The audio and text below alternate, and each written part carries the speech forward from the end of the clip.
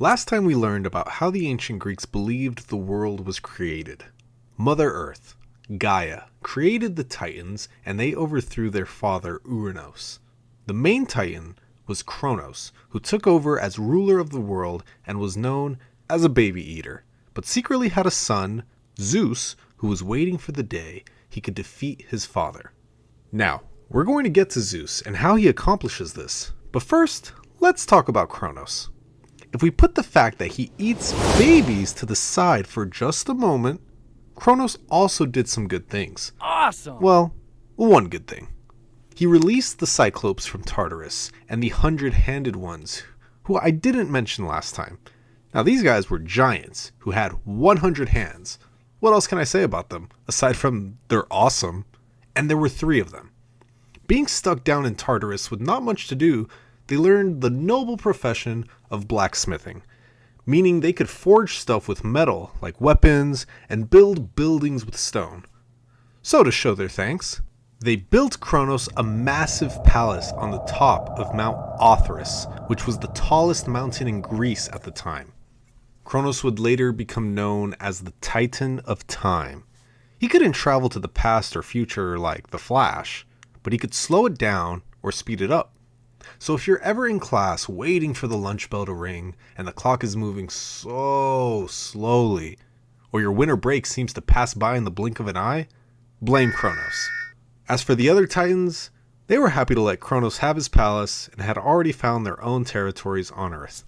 I'll cover them in another video, but basically, they went off and had kids of their own, some of whom we'll encounter in our adventures later on.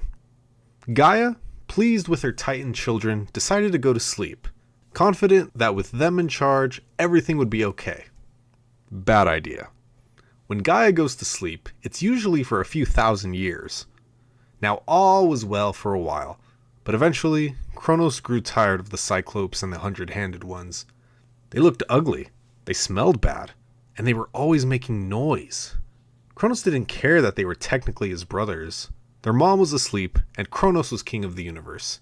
He did exactly what his father Kronos had done, and threw them back into Tartarus. Around this time is when Kronos and Rhea began having children. We covered last time that Kronos eventually eats them, but let's talk about why. When Kronos and Rhea had their first child, I'm sure they were worried that it might come out as a Cyclops or something. But nope, this child was perfect. She was a girl, and Rhea named her Hestia. The child smiled at her parents, and for a second, Kronos believed he didn't need to be mean anymore, and could be a good guy for the sake of his child. However, that second passed quickly, and he noticed that Hestia didn't exactly look like a Titan. She was smaller, but Kronos could see there was an air of power surrounding her. Hestia was an improved version of the Titans, the first goddess, an entirely new branch of immortal beings. Kronos could see that the prophecy Kronos cursed him with could come true from a child like this, and he couldn't let that happen.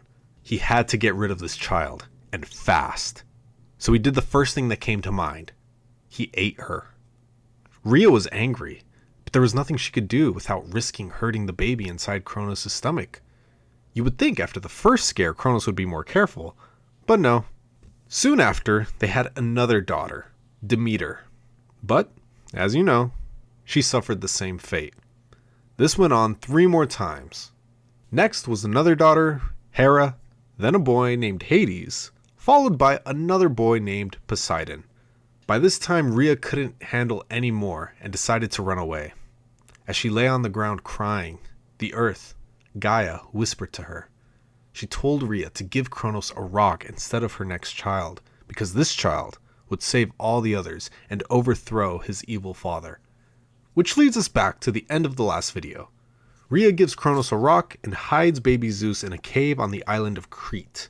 Now I know you were all hoping we would learn how Zeus grows up to defeat his father in this video, but I think some backstory was necessary before the epic showdown.